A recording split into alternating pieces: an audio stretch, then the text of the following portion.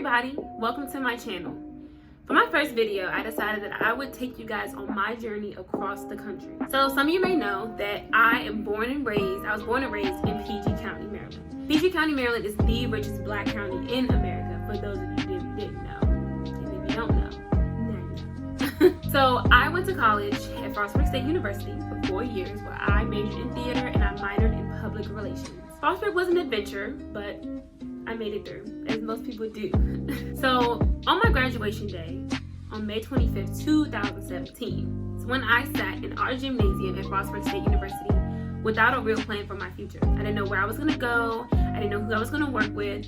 All I knew was that I had one summer camp job that I usually work every summer, and that was it. On the left of me, I had friends that already had jobs or internships that they were starting, and on the right of me, I had friends that were probably like going to go back to school or continue their education in different ways.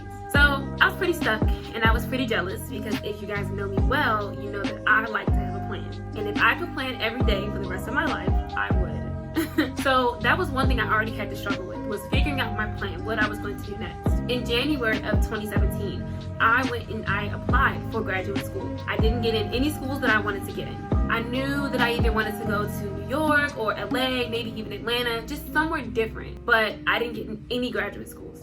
So I was pretty defeated, if you can imagine. So I said, you know what? I'll stay home for 2 years and I will figure out my money situation and I'll see where I go from there. But I told myself before I graduated, I was going to move out of my house by 24, at the latest 25, but we'll get to that part later.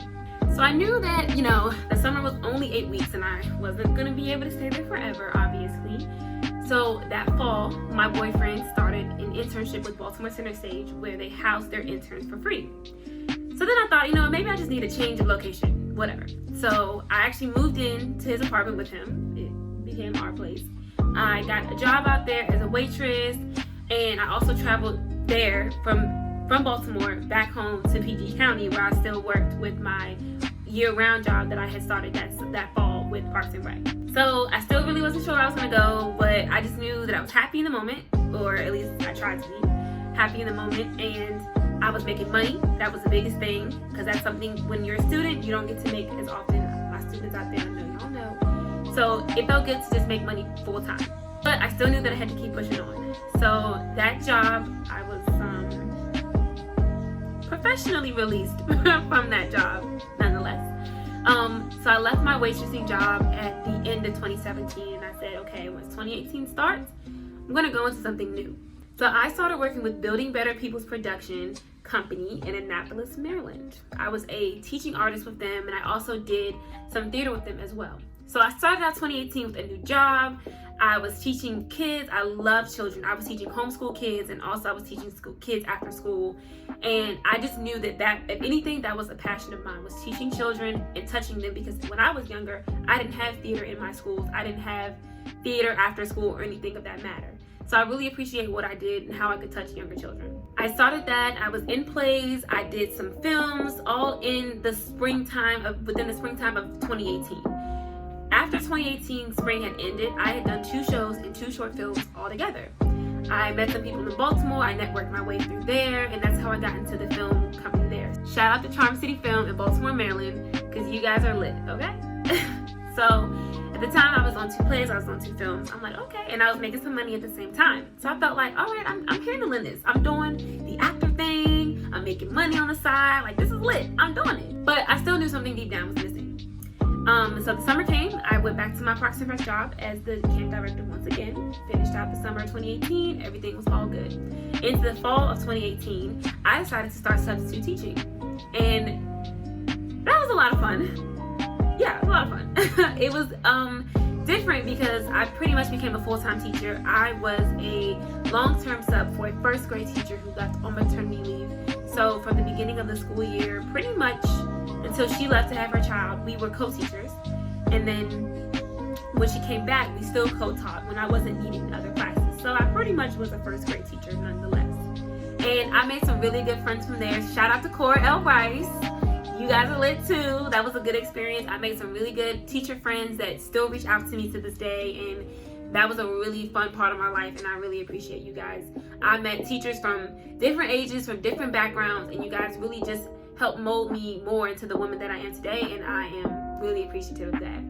Also, shout out to the Principal Dunn. Not just because she's my boyfriend's mom, but she did too. So I taught from fall of 2018 to spring of 2019. But before the school year ended, I decided, you know what, as the fall was coming to an end, as we started going into winter, I said, I was talking to my boyfriend, and I was like, I think I'm going to try to go back to grad school. I think that's what I wanted to do. Because I started just researching different schools, different programs, and different stuff to do. And then I said, well, you know what? If I want to go back to school, then I might as well go get a degree. So I started looking into graduate programs across the country, and I stumbled across a school, a few more schools that were in California. Not so much as like targeted to where I was at first, but I was like, let's just broaden our horizons a little bit. So I decided to do URTAS, which is the University Resident Theater Association. Y'all didn't think I was gonna remember that, huh? But they are a graduate school audition association, and you can either audition in New York, Chicago, or San Francisco. So the first year I auditioned back in 2017, I did it in Chicago, and my dad flew me out there. My dad flew with me out there, and he supported me and stayed with me and, did my audition and whatnot.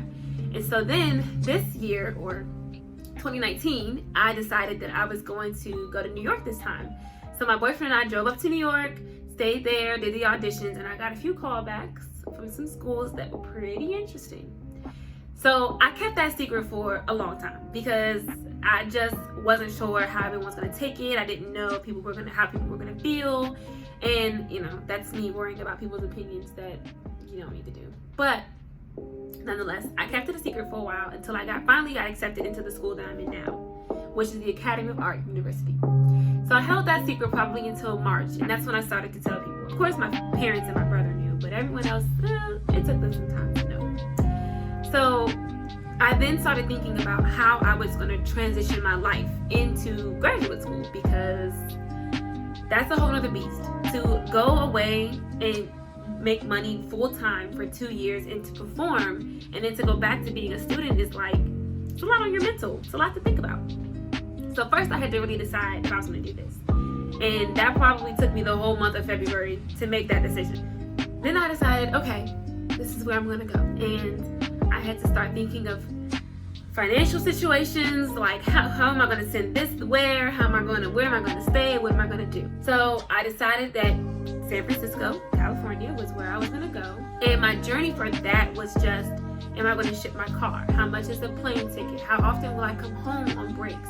Will I even really come home that often? Maybe I won't come home until Christmas, and that way I can cut down on costs for flights. So things to think about and things to really take into account. My parents, God bless them, because they are really the reason for this happening altogether. But we figured out financial aid, which was yikes. So of course from there I had to do some research. Did y'all know that San Francisco, California is the most expensive city in the country? Yes, I said that. It is. And it shows, okay? Let me tell you. Anyway, so I started budgeting out my money, how much it would cost for flights, where I would live, if I was going to get a job while I was in San Francisco. And luckily my parents did help me pay for a lot of my flights. They helped me pay to send my stuff out here. I packed a lot of my stuff in suitcases. So it was just my mom and dad that moved me out here. So my parents and I, shout out to Southwest, because you get to have check two bags for free, okay? So each of us had 2 bags of stuff. My stuff surprisingly mostly fit in suitcases. And then from there, I shipped about 6 boxes of stuff out here. And most of that stuff was like my room decorations and sheets and towels. So that wasn't too much. Altogether, I can't really say how much it costs for me to move out here. And if you guys want me to break that down in another video, I surely will. But it wasn't cheap, but it also wasn't too expensive because my parents were willing to help me out, which is a blessing. And I did have money that I saved over the 2 years of working after school. So all that to say that it was a long journey across the country. And I used to think, if you had asked me maybe 5 years ago, maybe even 3 years ago, I still would have 100% told you that I was going to move to New York City. And God has the funniest ways of, I'm telling you, what I tell you, You make a plan. You want to make God laugh.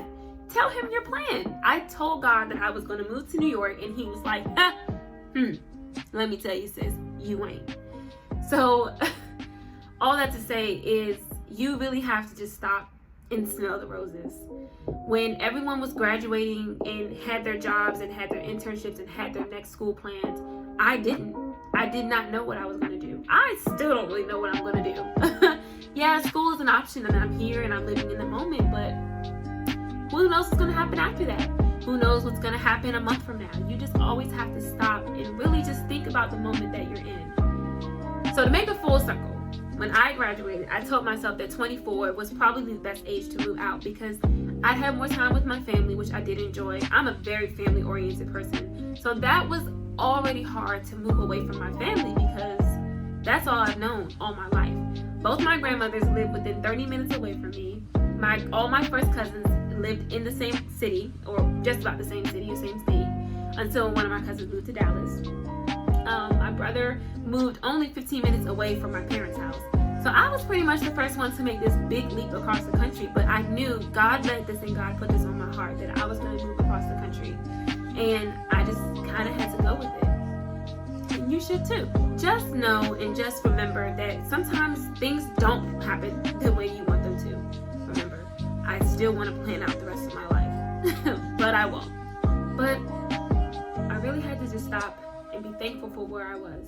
Because although I love where I am, I love that I'm across the country and I'm on the West Coast, and I'll probably never move back. Sorry, Mom and Dad. I do miss home and I miss my family a lot, but I know that them being proud of me pushes me to keep going and be motivated to do what I am set out to do. But I was also very appreciative of the moments that I was home. And there were times that I didn't appreciate being home. I was frustrated. I had friends that were moving out. I had friends that were getting married and having kids. And I'm thinking to myself, why can't this be me? But it's not supposed to be you. And you can't sit here and look left and right constantly because then you'll never be focused on your own path. So sometimes you have to stop and smell the roses. And I'm glad that you guys stuck out with me and smelled the roses with me throughout my journey. So shout out to my closest friends, shout out to my family, and shout out to the friends that I'm making out here, because you're all a part of my journey and you're all a part of the roses that I'm stopping to smell. And you guys already know what I'm gonna say. If you like this video, go ahead and hit that like button. If you didn't, then that's your problem. And go ahead and hit that subscribe button so you guys always know when I post my newest and latest videos. Thanks again for watching, and remember to always smell the roses.